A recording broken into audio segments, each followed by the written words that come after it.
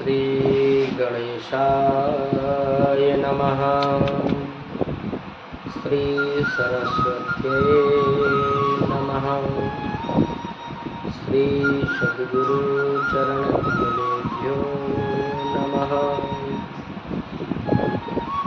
गजाननं भूतगणाधिसेवितं कपेतरम्बो फलचारुभक्षणम् उमासुतं शोकविनाशकारिकं नमामि विघ्नेश्वरपादपङ्कजम्। ध्येयं सदा परिभवग्नमभीष्टदोहम् तीर्थस्पदं शिवविरञ्चनुतं शरण्यं भृत्यार्थिहं प्रणतपालभवाब्धिपोतं वन्दे महापुरुषते चरणारविन्दम्। गुरुर्ब्रह्मा गुरुर्विष्णुः गुरुर्देवो महेश्वरः गुरुर्साक्षात् परब्रह्म तस्मै श्रीगुरवे नमः। सब द्वार को छोड़कर नया अयोध्या द्वार, हे वृषभानु की लाडली मेरी ओर निहार। श्री राधा मेरी स्वामिनी मैं राधे तिरुदास, जन्म जन्म मोहि दीजियो श्री वृंदावन को वास। श्री राधा मेरी मात है, पिता मेरे श्याम, इन दोनों के चरणन में करो कोटि कोटि प्रणाम, करो कोटि कोटि प्रणाम। अनंत कोटि ब्रह्मांड नायक अचिंत कल्याण गुणनगर विधान सर्वेश्वर सर्वाधिपति अकारण करुणाकारक सकल जन कल्मषापहारक जगदैक बंधु करुणैक सिंधु भगवान श्री कृष्ण की भांगमयी स्वरूप श्रीमद् भागवत को प्रणाम करते हुए अहेतुकी करुणाकारक श्री सद्गुरुदेव भगवान की युगल चरणारविंदों में बारंबार प्रणाम करते हुए आइए पुनः श्रीमद् भागवत की कथा में प्रवेश करते हैं। कल की कथा में आप सभी ने श्रवण किया, शौनक आदि ऋषियों ने प्रश्न किए थे, सूत जी महाराज उनका उत्तर दे रहे थे। तो सूत जी महाराज ने कहा था पहले गुरुदेव का स्मरण कर ले, इसके पश्चात आपको उत्तर देते हैं। तो उन्होंने श्री सुखदेव जी का ध्यान किया था। आइए एक श्लोक के द्वारा हम भी सुखदेव जी को प्रणाम करते हैं। यं प्रव्रजन्तमनुपेतमपेतकृत्यं द्वैपायनो विरह कातरया जुहाव, पुत्रेति तन्मयतया तरिवो विनेदोस्, हम सर्वभूतहृदयं मुनिमानितोऽस्मि। श्री सूत जी महाराज अपने गुरुदेव श्री सुखदेव जी महाराज को प्रणाम करते हैं। शौनक आदि ऋषि गण पूछते हैं कि प्रभु ये बताइए सुखदेव जी का जन्म कैसे हुआ। आप हमें सुखदेव जी के जन्म की कथा श्रवण कराइए। तो यहाँ श्री सूत जी महाराज आज सुखदेव जी के जन्म की कथा का वर्णन करते हैं। क्या कहते हैं? हे ऋषियों, एक बार की बात है, श्री नारद जी महाराज पृथ्वी लोक पर विचरण कर रहे थे। अचानक उनके मन में आया कि चलो आज भगवान शंकर के दर्शन कराएं, आज कैलाश लोक पे चलते हैं। तो नारद जी अपना वीणा बजाते हुए सीधे कैलाश लोक पे पहुँच गए। जब कैलाश पर्वत पे पहुँचे तो वहाँ देखते हैं कि भगवान शंकर तो अपनी समाधि अवस्था में समाधिस्थ हैं। तो सोचा कि चलो माँ को प्रणाम कर लें, माँ के दर्शन कर लें। तो नारद जी जैसे ही माता सती के पास जाते हैं और माता को प्रणाम करते हैं, मैया कहती हैं, अरे नारद, बड़े दिनों में आना हुआ, कहो सब कुशल मंगल तो है ना? पृथ्वी लोक में तुम घूमते रहते हो, कहो पृथ्वी लोक के निवासी सब ठीक है ना? वहाँ सब कुशल मंगल तो है ना? नारद जी कहते हैं, माँ क्या बताऊँ, पृथ्वी लोक पे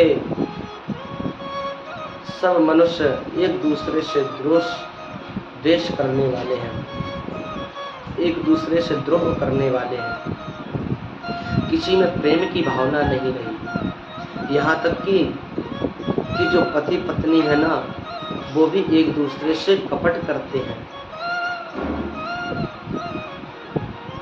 भैया ने कहा, अच्छा नारद, ऐसा तुमने पृथ्वी लोक पे देखा? नारद जी कहते, हाँ माँ, ऐसा देखा। और आपके यहाँ भी तो भगवान शंकर आपसे भी तो बहुत बातें छिपाते हैं। माता ने कहा, नहीं, ऐसा तो नहीं है।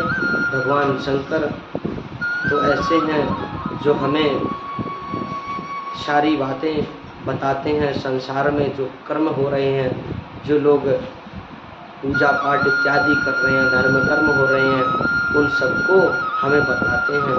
ऐसी कोई कथा नहीं जो हमें वो न सुनाते हैं। हमारे यहाँ तो देखो कितनी मित्रता है, जो शत्रु भी है ना, वो हमारे घर में मित्र भाव में रहते हैं। अब देख लीजिए, भगवान शंकर जो हैं, उनके गले में किसकी माला है? सर्पों की माला। और सर्प का द्वेषी कौन है? मोर। मोर किसका वाहन है? कार्तिक जी का। तो देखिए एक दूसरे से कितनी दोनों में द्वेषता है, लेकिन फिर भी दोनों प्रेम भाव में रहते हैं, मित्र भाव में रहते हैं। और हमारा जो छोटा पुत्र है गणेश, उसका वाहन कौन है? चूहा। और भगवान शंकर के गले में कौन है? सर्प। सर्प और चूहे की कतई बनती नहीं है। और भगवान शंकर का जो वाहन है वो कौन है? नंदी महाराज। और मेरा वाहन कौन है? सिंह। तो शेर और बैल की कभी नहीं बनती। दोनों में कितनी द्वेषता है, किंतु फिर भी कितने प्रेम भाव से दोनों रहते हैं। तो नारद, हमारे यहाँ तो ऐसा नहीं है। हमारे यहाँ तो बड़े प्रेम से और सब मित्र भाव में रहते हैं, सब मित्रता स्वीकार करते हैं। नारद जी ने कहा, माँ ये बात तो सब ठीक है, लेकिन क्या भगवान शंकर ने आपको ये बताया है कि जो गले में मुंडों की जो माला धारण किए रहते हैं भगवान शंकर, क्या उसके विषय में कभी आपको बताया है? पार्वती मैया का दिमाग घूमा। नारद, ये बात तो बाबा ने आज तक मुझे नहीं बताई, और मैंने कभी पूछी भी नहीं, शायद इसीलिए नहीं बताई। नारद जी ने कहा, तो क्या हुआ माँ, आपको बताना तो चाहिए था कि इतने मुंडों की जो माल पहने हुए हैं वो किसके मुंड हैं? अब तो पार्वती मैया को नारद जी ने बता दिया कि मैया वो आपको आज तक क्यों नहीं बताए, आज ये पूछना। आपसे इतना कपट करते हैं वो, आपको नहीं पता है। अब तो पार्वती मैया का दिमाग गर्म हो गया और नारद जी ने कहा, ठीक है मैया, अब मैं चलता हूँ, मुझे और भी कहीं जाना है, मैं एक ही जगह ज़्यादा देर तक रुक नहीं सकता, इसलिए अब मुझे आज्ञा दीजिए, मैं चलता हूँ। नारद जी वहाँ से फौरन निकल गए और रास्ते में ही जा रहे थे तो भगवान शंकर की समाधि वहाँ खुली। भगवान शंकर जागे राम राम कह के जैसे ही भगवान शंकर की समाधि खुली, भगवान शंकर ने देखा, अरे नारद, अरे रुको रुको, कहाँ जा रहे हो? तो नारद जी कहते, बस बाबा, आपके दर्शन के लिए आए थे, मैया के दर्शन कर लिए, आपके भी दर्शन हो गए, अब मैं चलता हूँ, मुझे जाना है, बाद में फिर मिलूंगा। इतना कह के और श्री नारद जी महाराज निकल गए। इधर भगवान शंकर उसी समय माता सती के पास जाते हैं और जैसे ही माता जी के पास गए तो क्या देखते हैं कि माता जी तो क्रोधित अवस्था में बैठी हुई हैं, भगवान शंकर से कोई बात नहीं करती। भगवान शंकर ने कहा, अरे देवी, क्या हुआ, कुछ बताओ तो। माता ने कहा, क्या बताऊं, आप इतने कपटी हो कि हमें कुछ भी बताना उचित नहीं समझते हो। शंकर जी ने कहा, अरे देवी, क्या हुआ, मैं तो आपसे कुछ भी नहीं छिपाता हूँ। भगवान शंकर समझ गए, बोले, अच्छा, नारद आया था, लगता है वही तुमको कुछ भड़का के गया है। देवी बोली कि नहीं, अरे नारद ने तो मेरी आंखें खोल दी, नारद ने मुझे सच्चाई बताई है कि आप मुझसे कितना कपट करते हैं, आप कितने कपटी हैं। शंकर जी ने कहा, देवी ऐसा नहीं, अच्छा बताओ, क्या बताया नारद ने, क्या कहा? देवी जी ने कहा, अच्छा, क्या आपने कभी मुझे बताया कि आपके गले में जो ये मुंडों की माल है ये किसकी है? अब क्या आपने कभी मुझे ये बताया? भगवान शंकर ने कहा, ओहो, केवल इतनी छोटी सी बात के लिए और इतना नाराज हो? देवी जी ने कहा, ये छोटी बात है? भगवान शंकर ने कहा, हाँ देवी, ये सब मुंड आपके ही हैं। अब तो देवी जी को और क्रोध आया, अच्छा, मतलब ये सारे मुंड हमारे हैं? मैं इतनी बार मर के और पुनः जन्म ले चुकी और आप जब से एक ही हैं, ऐसा क्यों? भगवान शंकर ने कहा, देखो देवी, हमने अमर कथा श्रवण की है, इसीलिए हम अमर हैं, और आप जब भी अपने शरीर का त्याग करती हैं तो हम आपके शरीर से जो मुंड हैं उनकी माला धारण कर लेते हैं। देवी जी ने कहा, अच्छा, तो अब हमें भी अमर कथा श्रवण कराइए। उसी समय पार्वती मैया की जिद पे भगवान शंकर उनसे कहते हैं, चलो देवी, यहाँ तो अमर कथा नहीं सुनाई जा सकती, चलो। तो वहाँ से आके सीधे अमरनाथ में आए। अमरनाथ में जैसे ही आए तो भगवान शंकर ने वहाँ अपनी डमरू का शोर किया। डमरू का शोर सुनते ही जितने भी पक्षी थे वहाँ से सब भाग गए, जितने पक्षी थे सब भाग गए, लेकिन एक सुख पक्षी का, एक तोते का वहाँ पे अंडा रखा हुआ था। तोता तोती दोनों वहाँ से भाग गए, वो अंडा रखा था वहाँ भी फूटा नहीं था। भगवान शंकर ने देखा कि सारे पक्षी यहाँ से भाग गए, तभी भगवान शंकर ने वहाँ पार्वती मैया को बिठाया और कहा, देखो देवी, हम कथा श्रवण कराएंगे, लेकिन कथा में हम इतने डूब जाते हैं कि हम आपको कथा श्रवण कराते रहेंगे, आपको हुंका देना पड़ेगा। जिस तरह पहले के लोग कथाएं वगैरह करते थे, कहानियाँ होती थी घर में, तो हुंका दिया जाता था। तो भगवान शंकर कहते हैं कि आपको हुंका देना होगा। पार्वती मैया कहती है, ठीक है।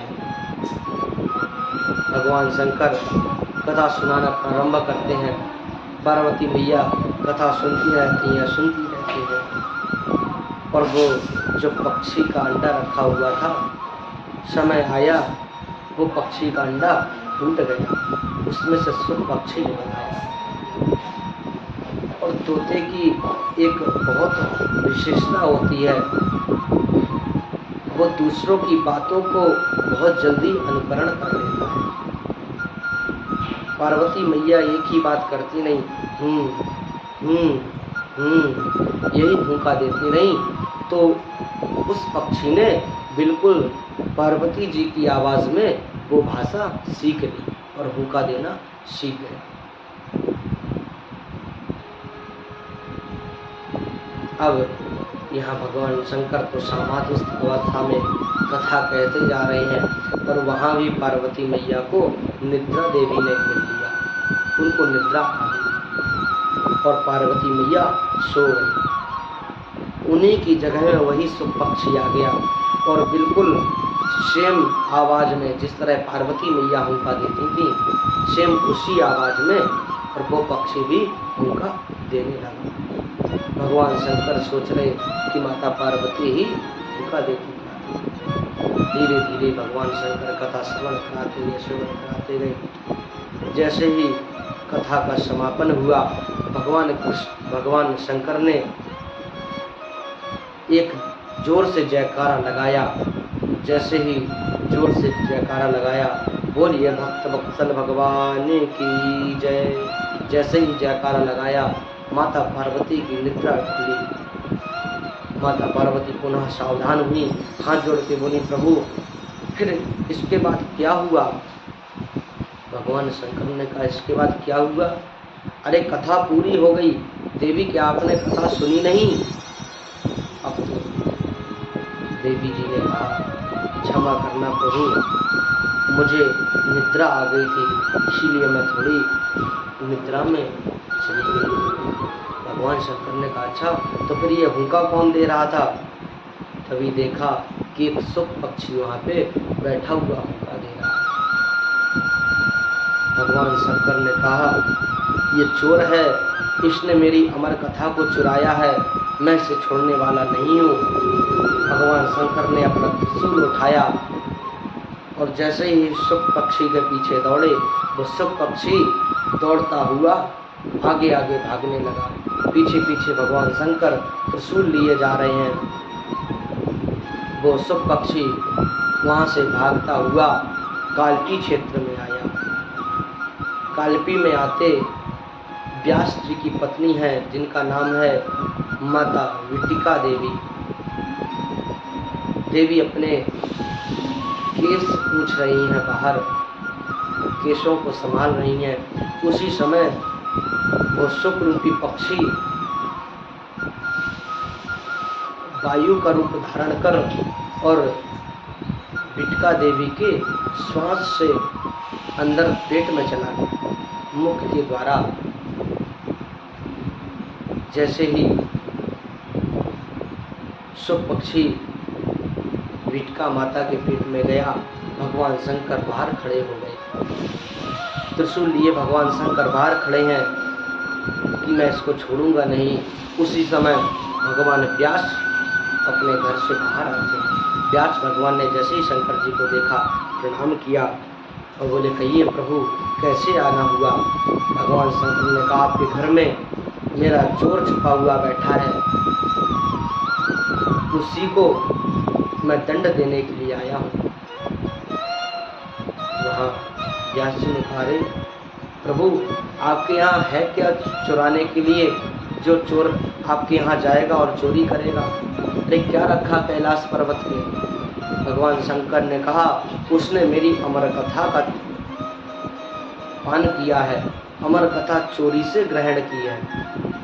व्यास जी ने कहा, अच्छा अमर कथा का फल क्या होता है?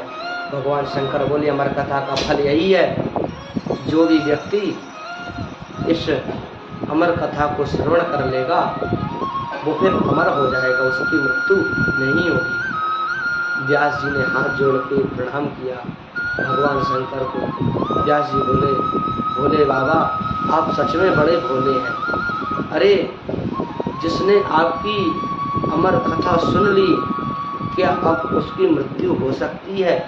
और मानो यदि आपने उसको मृत्युदंड दे भी दिया तो फिर आपकी अमर कथा का महत्व क्या रह जाएगा? तभी भोले बाबा को याद आया, हाँ ये बात तो सही है, ये तो हमने सोचा नहीं। उसी समय भोले बाबा व्यास जी को प्रणाम कर वहाँ से पुनः अपने कैलाश लोक को चले। यहाँ सुखदेव जी अभी गर्भ में ही हैं, बाहर नहीं आ रहे। आज व्यास जी ने कहा, देखो पुत्र बाहर आओ, क्योंकि तुम्हें बहुत से ग्रंथों का गायन करना है, बहुत से ग्रंथों को लिखना है। सुखदेव जी ने कहा, पिताजी मैं बाहर नहीं आ सकता, क्योंकि भगवान की माया बड़ी प्रबल है। अगर स्वयं नारायण मुझसे आके कहें कि हाँ मुझे संसार की माया नहीं अपने जाल में उलझाएगी तो मैं बाहर आऊं। तभी स्वयं वहाँ श्रीमन नारायण प्रकट होते हैं। भगवान नारायण उन सुखदेव जी को आशीर्वाद देते हैं कि बेटा तुम्हें संसार में आते हमारी माया तुम पर कोई असर नहीं होगी, क्योंकि संसार में आते ही मनुष्य ये संसार की विषय वासनाओं में ऐसा उलझ जाता है, भगवान की माया में ऐसा बंध जाता है कि फिर उसे कोई भी अपने शरीर का, अपने ज्ञान का भान नहीं रहता, सारा ज्ञान भूल जाता है। गोस्वामी जी कहते हैं, भूमि परत भार डावर पानी, जिम जीवही माया लपटानी। संसार में आते ही जैसे जल की निर्मल धारा धरती को स्पर्श करती है ही मलिन हो जाती है, ऐसे ही जीव जन्म लेते ही माया में मलिन हो जाता है। जब श्री सुखदेव जी को ऐसा आशीर्वाद मिल गया कि आपको मेरी माया नहीं लपेटेगी, उसी समय सुखदेव जी 12 वर्ष के बाद माता के गर्भ से बाहर आते हैं, और बाहर आते ही नालोक छेदन हुए बिना ही वन की ओर निकल जाते हैं। यम प्रपंचंत मन पेतम पेत कृत्यम, बाहर जन्म लेते ही प्रवजंत हो गए, सीधे वन की ओर निकल गए। पिता व्यास जी वहां चिल्लाते हैं, विरह कातर याज भावा पुत्रेति तन्मयतया। पुत्र के प्रेम में तन्मय होने के कारण व्यास जी आवाज लगाते हैं, पुत्र ठहरो, पुत्र ठहरो। पुत्र की ओर से वृक्ष सारे आवाज देते हैं कि व्यास जी आपका पुत्र कोई साधारण सांसारिक पुत्र नहीं है, इसलिए अब इनको तपस्या करने दीजिए।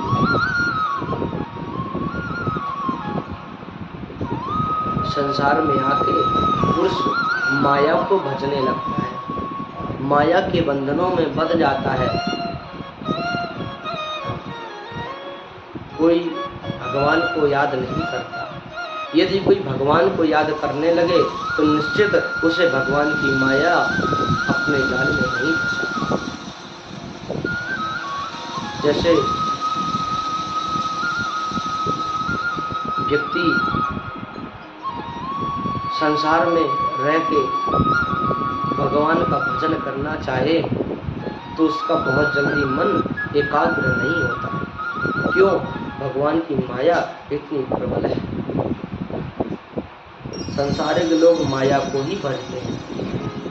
माया को सब कोई भजे पर माधव भजे न कोई, जो कदापि माधव भजे तो माया चेरी हो।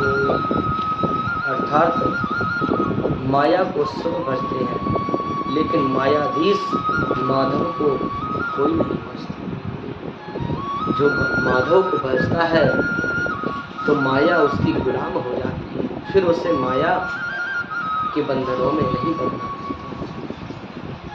इसी प्रकार श्री सूत जी महाराज ने सौनक आदि ऋषियों को सुखदेव जी के जन्म की कथा श्रवण कराई, कैसे सुखदेव जी का जन्म हुआ। आगे व्यास जी और श्रीमन नारायण को प्रणाम करते हुए आगे की कथा बताते हैं। सूत जी महाराज कहते हैं कि वेद व्यास जी की किसी भी रचना को गाने से पहले व्यास जी का ध्यान करना चाहिए। आइए हम भी व्यास जी का ध्यान करते हैं। नारायणं नमस्कृत्य नरं चैव नरोत्तमं देवीं सरस्वतीं व्यासं ततो जयमुदीरये। अर्थात हम श्रीमन नारायण को प्रणाम करते हैं एवं नारायण के स्वरूप श्री व्यासदेव को प्रणाम करते हैं और माता सरस्वती को प्रणाम करते हुए इस श्रीमद् भागवत की कथा का गायन करते हैं। अब सूत जी महाराज ने कहा, ऋषियों आपने जो हमसे 6 प्रश्न पूछे थे, अब सावधानी पूर्वक उन प्रश्नों के उत्तर सुनिए। आपका पहला प्रश्न था कि मनुष्य मात्र का परम धर्म क्या है। सवै पुंसां परो धर्मो यतो भक्तिरधोक्षजे अहेतुक्य प्रतिहता ययात्मा संप्रसीदतु।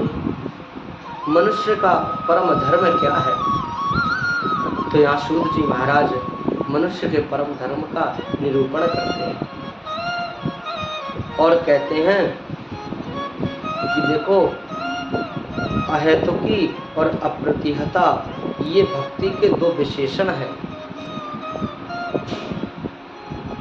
भक्ति में कोई कामना नहीं होनी चाहिए, आपत्ति विपत्ति में ही भगवान याद आवे ऐसा नहीं होना चाहिए।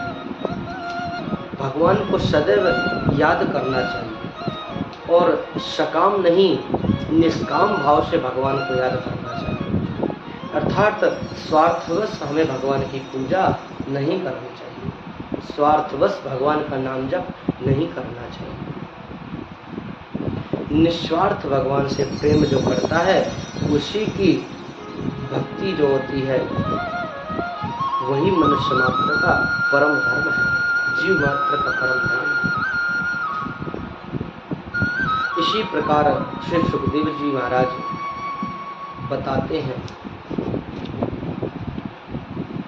तो जिस तरह सुखदेव जी महाराज ने बताया, ऋषियों को नैमिषारण्य क्षेत्र में ये श्री सूत जी महाराज बता रहे हैं। श्री सूत जी महाराज कहते हैं कि हम 5 इंद्रियों के गुलाम रहते हैं और जब तक हम इन इंद्रियों के गुलाम हैं, इन इंद्रियों के वशीभूत हैं, हम भगवान का भजन नहीं कर सकते। हमें इंद्रियों को अपने अनुसार चलाना है, ना कि हम इंद्रियों के अनुसार चलें। क्योंकि मन की गति ऐसी होती है कि सदैव मनुष्य को ये मन गलत रास्ते पे ही ले जाता है। मन की गति है अटपटी, झटपट लखे न कोय। ये मन की गति इतनी प्रबल है कि ये जल्दी किसी व्यक्ति को समझ में नहीं आती। इसलिए मन की गति समझना चाहिए और मन की गति समझकर जो भगवान में आश्रित रहते हैं, जो भगवान की पूजा करते हैं, वही श्रेष्ठ माने जाते हैं।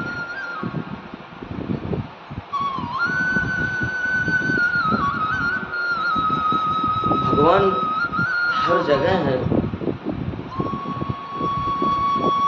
हम जहाँ भी भगवान का ध्यान करें, जिस देश में हो, जिस देश में हो, जिस परिवेश में हो, हमें भगवान का चिंतन उसी परिवेश में, उसी देश में करना चाहिए।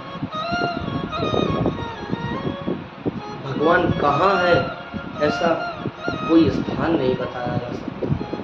गोस्वामी तुलसीदास जी महाराज कहते हैं, देश काल दिशि विदिशहु माहि, कहाँ हो कहाँ जहाँ प्रभु नाही।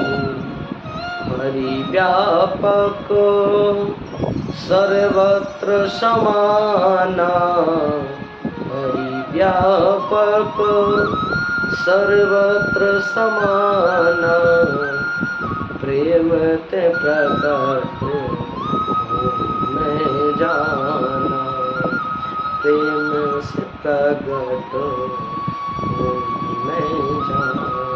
अर्थात भगवान कहाँ नहीं है ऐसा कोई भी स्थान नहीं बताया जा सकता। हरि व्यापक सर्वत्र समाना, हर जगह भगवान की सत्ता विराजमान है। बस हमारी निष्ठा होनी चाहिए। हमारी निष्ठा जिसमें भी आश्रित हो गई वही हमारे लिए भगवान है। विशेष प्रेम होना चाहिए। प्रेम की बात जमाने में निराली देखी, प्रेम से प्रेम की फल फूल की डाली देखी। प्रेम इंसान को जीवान बना देता है, प्रेम इंसान को दीवान बना देता है, और प्रेम पत्थर को भी भगवान बना देता है। ये प्रेम है। प्रेम पत्थर को भी भगवान मान के यदि पूजने लगे तो उसी पत्थर में हमें भगवान की सत्ता प्राप्त हो जाती है। उसी पत्थर से भगवान निकल आते हैं। प्रहलाद जी की भक्ति देखिए, ऐसी निष्ठा हो गई कि हिरण्यकश्यप ने पूछा कि ये जो सामने खंभ है, ये स्तंभ जो बना हुआ है, क्या इस खंभे में भी तुम्हारा भगवान है? प्रहलाद जी की निष्ठा देखिए। प्रहलाद जी ने उसी समय कह दिया, हाँ, इस खंभे में भी मेरा भगवान है। उसी समय जब हिरण्यकश्यप ने उस खंभे पर प्रहार किया तो उस खंभे से स्वयं नरसिंह भगवान को, ये प्रहलाद की निष्ठा है। श्री भक्त नामदेव जी की निष्ठा देखिए। नामदेव जी बहुत छोटा बालक था। वो अपने नाना जी वामदेव जी के यहाँ रहते थे। वामदेव जी रोज भगवान का पूजन पाठ किया करते थे। नामदेव वही बच्चा था, उसकी भी इच्छा होती थी मैं भी भगवान का पूजन पाठ करूं। तो नामदेव जी अपने नाना जी से कहते थे, नाना जी मुझे भी भगवान की पूजा करनी है, मुझे भी ठाकुर सेवा करनी है। लेकिन नाना जी उसको रोक दिया करते थे, मना कर देते थे, नहीं, अभी तो छोटा है, अभी तुझसे ठाकुर सेवा नहीं होगी। लेकिन नामदेव जी तो बड़े विचलित रहते थे कि मुझे ठाकुर जी की सेवा का अवसर मिल जाए। एक दिन आया जब श्री नामदेव जी महाराज को अवसर मिला कि हमें भी ठाकुर सेवा अब करनी है। उसी समय श्री नामदेव जी महाराज को अवसर मिला ठाकुर सेवा करने का। वामदेव जी को थोड़ा 4 दिन के लिए बाहर जाना था। वामदेव जी ने कहा, सुनो पुत्र, हमें 4 दिन के लिए बाहर जाना है, जब तक तुम अच्छे से ठाकुर सेवा करना। यदि ठाकुर जी तुमसे प्रसन्न हुए, तुम्हारी सेवा अच्छी रही, तो हम तुम्हें ठाकुर सेवा का अवसर और देंगे। नामदेव जी को बड़ी खुशी हुई कि चलो अब मुझे भगवान की सेवा करने का अवसर प्राप्त हो जाए। वामदेव जी तैयार हुए बाहर जाने के लिए। जाते जाते नामदेव जी को हिदायत दे गए, देखो रोज भगवान का भोग लगाना और शाम के समय भगवान को दूध का भोग लगाना, भगवान को दूध का भोग लगाया जाता है। जब सेवा करो तो उन्हें दूध का भोग लगाना, इसके बाद में फिर उनका शयन करना। नामदेव जी ने कहा ठीक है। इतना कह के नाना वामदेव जी तो चले जाते हैं। अब यहाँ नामदेव जी भगवान की खूब पूजा करते हैं, अपने हाथ से ही दूध को गर्म करते हैं, उसमें सुंदर केसर डालते हैं, चीनी मिलाते हैं, खूब अच्छा मीठा करते हैं और भगवान के सामने जाते हैं, उस दूध को रख देते हैं, पर्दा बंद कर देते हैं, बाहर बैठ जाते हैं और ध्यान लगाते हैं कि अब भगवान हमारे दूध को पान कर रहे होंगे। उसी समय जब काफ़ी देर हो गई, नामदेव जी ने पर्दा हटाया, पर्दा हटा के देखा कि भगवान ने दूध तो पिया ही नहीं था।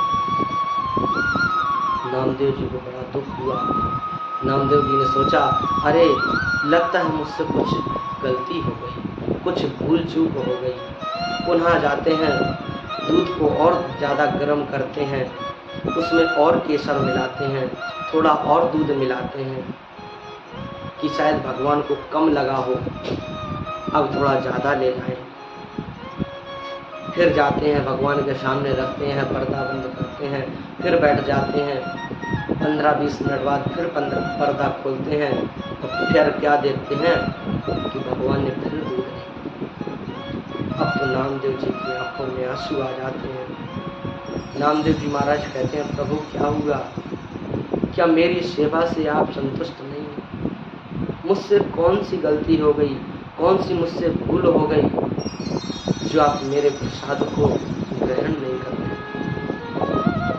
आज पहला दिन हो गया, नामदेव जी को भगवान ने दूध नहीं पिया।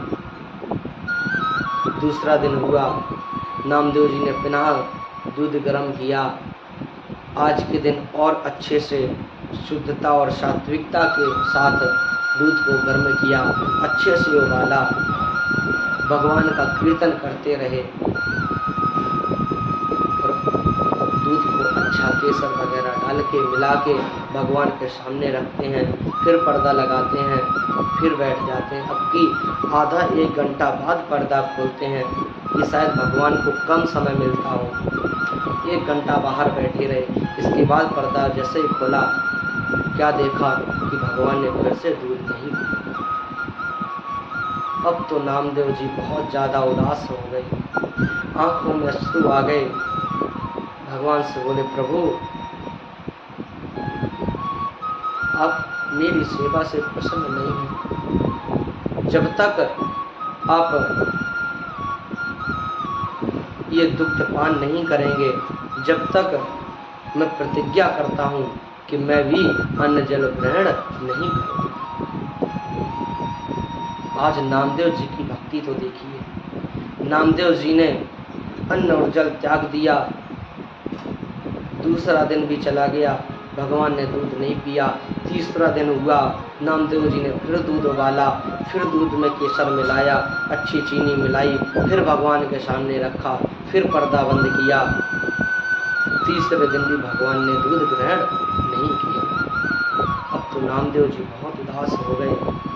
कल नाना जी को आना है, यदि नाना जी ने आते देखा कि भगवान ने दूध ग्रहण नहीं किया, हमारी सेवा से संतुष्ट नहीं हुए, तो नाना जी फिर मुझे कभी भी भगवान की सेवा का अवसर नहीं देंगे। प्रभु आप क्या चाहते हैं, क्या हम आपकी सेवा ना करें? नामदेव जी महाराज आज खूब रोने लगे।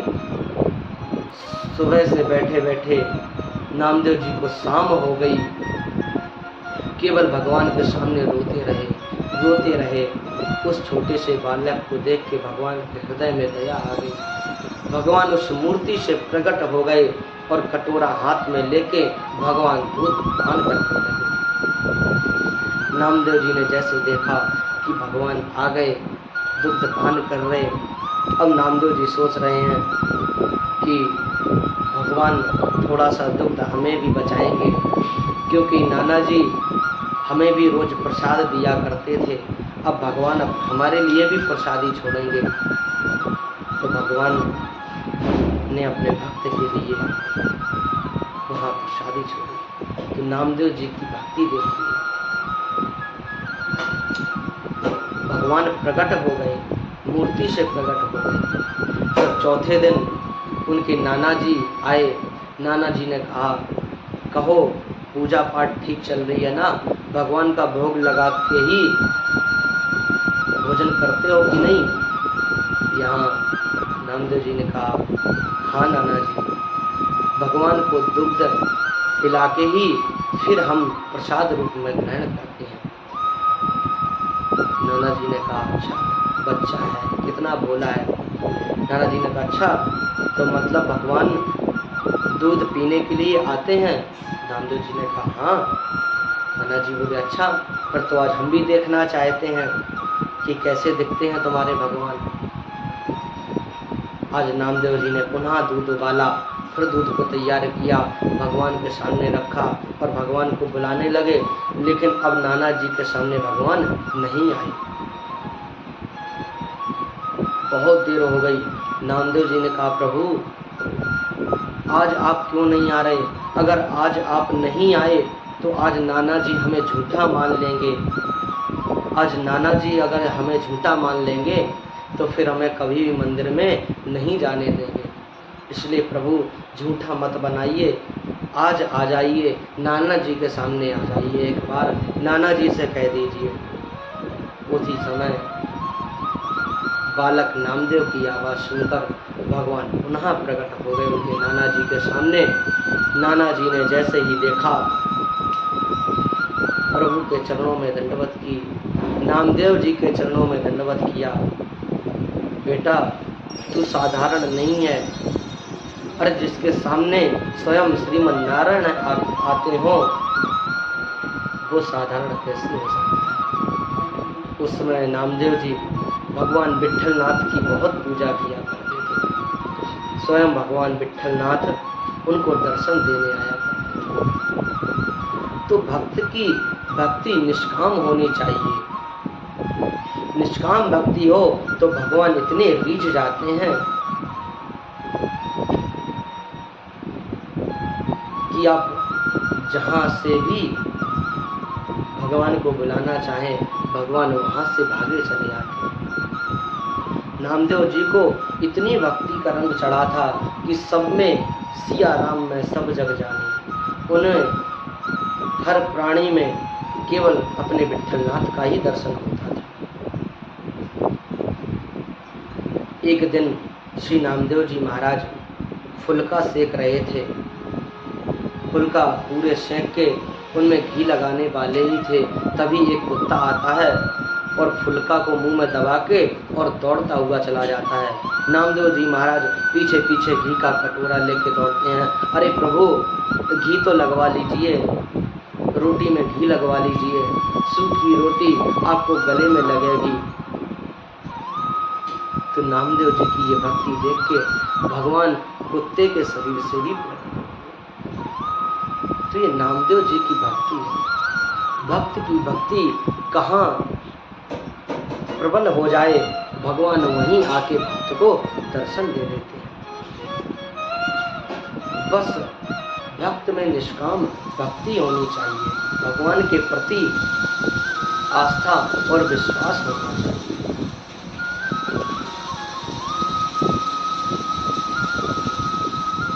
जब तक भक्त में भगवान के प्रति निष्ठा नहीं होगी, आस्था नहीं होगी, तब तक भगवान का दर्शन होना संभव नहीं है। भगवान की सत्ता तो सार्वभौम है,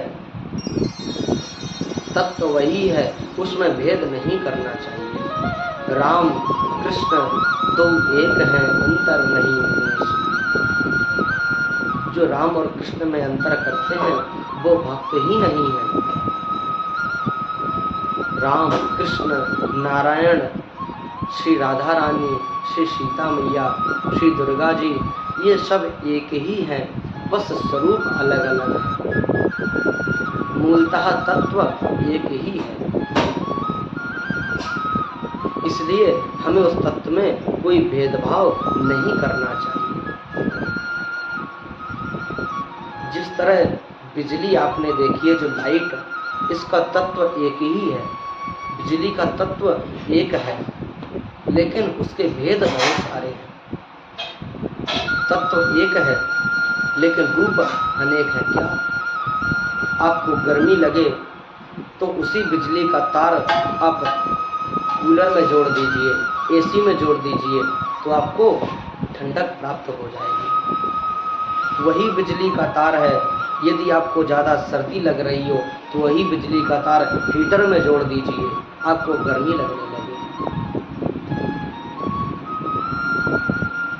तार एक ही है, मूलतः तत्व एक ही है, बिजली कोई अलग नहीं है, परंतु उसके प्रयोग अनेक हैं, उसके रूप अनेक हैं। इसलिए हमें मूल तत्व को जानना चाहिए। मूल तत्व एक ही है, बस हमारी आस्था जिस पे जुड़ जाए, हमारी आस्था श्री राधा रानी पे जुड़ जाए, हमारी आस्था श्री राम पे जुड़ जाए, हमारी आस्था श्री कृष्ण पे जुड़ जाए, हमारी आस्था श्रीमन नारायण पे जुड़ जाए, मूलतः तत्व एक ही है। इस तरह हमें निष्काम भक्ति करना चाहिए। आज श्रीमद् भागवत की कथा में अपने निष्काम भक्ति को समझा कि मनुष्य का परम धर्म क्या है, मानव का परम धर्म क्या है। मानव का परम धर्म यही है कि निष्काम भाव से हमें भगवान की भक्ति करनी चाहिए।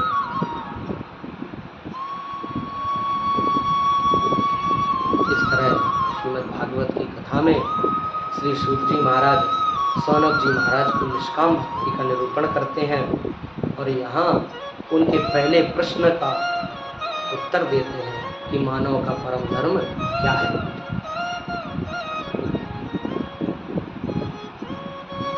आज का समय यहीं तक पूर्ण होता है, यहीं हम अपनी वाणी को विराम देते हैं।